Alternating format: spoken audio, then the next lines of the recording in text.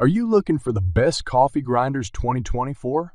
The only 5 best coffee grinders you should consider today review, buy, and guide? In this video, we will look at some of the best coffee grinders.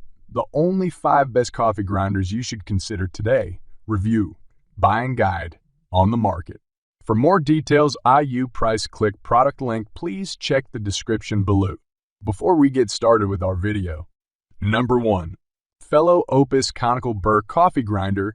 This was what we were waiting for from the moment we ground our first beans on the Fellow Ode, Fellow's higher-end Burr grinder. The Ode is wonderful, and we recommend it almost without reservation. More on that below, but it couldn't grind fine enough to make espresso, which really left it out of the best grinder overall conversation. The Opus fixed that issue. It has 41 grind settings on the main outer ring, plus an inner adjustment ring you can access by taking off the hopper that allows more micro adjustments. That makes it versatile enough for the almost all home baristas. It covers pretty much every brewing style, including espresso and cold brew.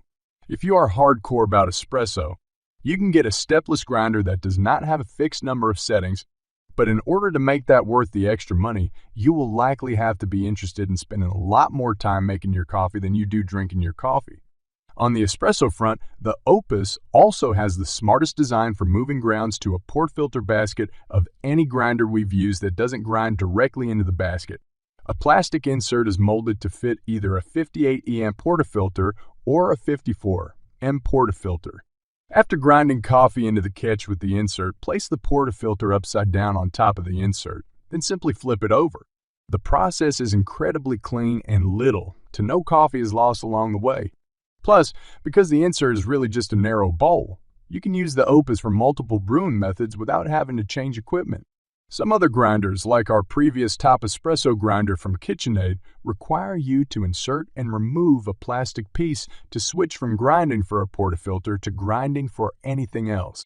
Finally, Fellow's new grinder comes at a much lower price than the Ode, and a much lower price than a lot of the highly recommended coffee grinders out there.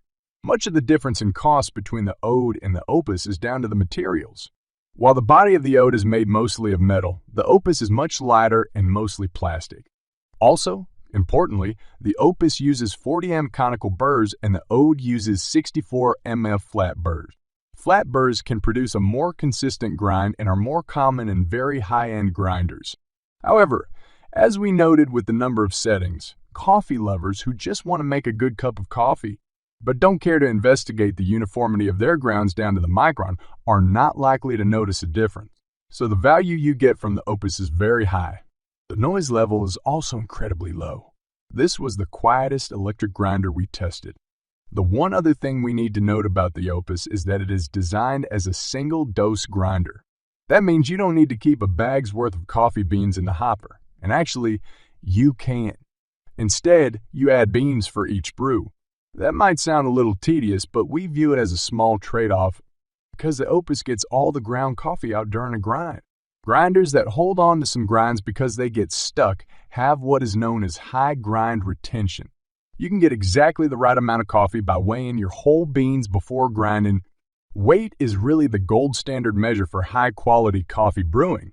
A single-dose grinder also encourages you to keep your beans sealed between uses, which will keep them fresh longer. Number 2. Baratza Encore ESP. For $200, you're going to need to choose between the quality of a coffee grinder's build, its casing, its burrs, its motor, and its features. The Baratza Encore ESP falls firmly into the former camp. It comes with Baratza's M2 conical burrs, a step up from the brand's entry-level M3 that come with the original Baratza Encore. That nicer burr, combined with the ability to do 20 micro adjustments on the fine end of the grind spectrum, gives the SP the ability to grind finer, a boon when you're trying to dial an espresso shot. It produced a wonderfully even grind across all the settings we tested with incredibly low grind retention. It repeatedly had output within 1 or 2 grams of the amount of coffee we put in. It weighs a sturdy 7 pounds, 40 more than the fellow Opus, and has 40 grind settings with 20 that could be suitable for espresso. We found settings 8, 12, set by twisting the top of the hopper provided the best results. The Encore ESP also comes with a convenient dosing cup that transfers ground coffee cleanly into either a 54 more portafilter or a professional 58mm one. So whether you have a more entry-level espresso machine or high-end one, you can pair this grinder with it. The controls are very basic. There's neither a scale nor a timer to measure your coffee dose. The options are either an on-off switch on the side of the machine that runs until it's flipped off, or a button on the center that grinds when you hold it down and stops when you let go. The former is useful for grinding large amounts of coffee, the latter for topping off to get just the right amount. While we'd prefer some sort of automatic dosing, it's not a deal breaker here. The grind retention is so low that you can just measure a single dose the way you have to with the fellow grinders, flip the on switch and run it until it's empty. Number 3. On espresso. Max. Like to drink alone? Or to combine your coffee prep with a little cardio? Or do you insist on grinding your own beans while you're on the road? For you, there are actually several hand grinders that can produce results as good as many electric Burr grinders.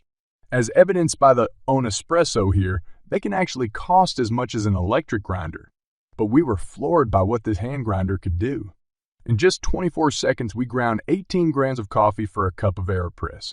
And adjusting grind settings was as smooth and easy as any electric grinder. Hand grinders can be notorious pains in the butt when it comes to changing the settings. While the One Espresso K Max was the best manual grinder we tried, it wasn't the only good one. If you want a fuller rundown on which hand grinders are good and which aren't, we didn't like that it was a manual coffee grinder. Manual coffee grinders are less pleasant to use than electric ones. But as manual grinders go, this one really is a 10-10. No notes. Number 4. Fellow Opus Conical Burr Grinder. I had mixed feelings about the Opus 910 wired recommends. When I first set it up, it's lighter than some of the other offerings in this guide, and there's more plastic in the build than I usually like. Then I turned it on. The grounds it produced at its finest setting were like 00 flour. They were super fine, and under a macro lens, they were remarkably consistent. That's the performance I saw with every grade of coarseness it offers. Remarkable consistency. There's another feature that's easy to overlook. It's quiet. I've tested dozens of Burr grinders over the years, and this one was so hushed I almost thought it was broken. That might not seem like an important detail for a coffee grinder, but Burr grinders are loud, and if you're the first one to get up in the morning, it's like hitting an alarm clock for a whole house. KitchenAid's semi-automatic espresso machine is one of the few machines that is even quieter when grinding. The Opus grinds quietly and cleanly and can meet your needs no matter what kind of coffee you're grinding, and it's less than $200. Number 5. Fellow Ode Grinder 2nd Generation. If Fellow's Ode came with the espresso capabilities of Opus, it would be our top pick, hands down. It grinds with pro-grade 64mm flat burrs and leaves no bean behind. We tested several times, putting 30 grams of whole beans in and getting 30 grams of ground beans out each time. The grind on those beans was perfectly consistent at each setting and produced delicious coffee. This is also one of the most beautiful grinder on the market today. Unlike a lot of more industrial-looking grinders, Fellow's sleek, minimalist design looks great on the countertop, a hallmark of all Fellow's products. See their kettles and new vacuum-sealed coffee canisters, and the Ode is no exception. As a class, coffee grinders tend to look utilitarian, which is not meant as a compliment. Fellow's grinder looks almost like a modern sculpture. In its 2nd generation, the Ode includes some nice changes. A larger hopper that's now almost as big as Opus's 110-gram capacity. That's good for large amounts of cold brew or a full pot of drip coffee. It's also cleaner than the original. Grinds get directed into the catch cup better. It wasn't bad before, but now it's excellent. It does have the auto shut-off we wish the Opus had, so you don't need to worry about an empty grinder spinning too long. If you want to save a little money, the 1st generation Ode is also still available. It's just that espresso thing. The Ode was designed deliberately for these types of coffee. AeroPress, pour-over, drip coffee machines, and immersion methods like French press coffee and cold brew. That covers a lot of ground, but it means that it just isn't appropriate for anyone with an espresso machine, and therefore we can't give it the top spot.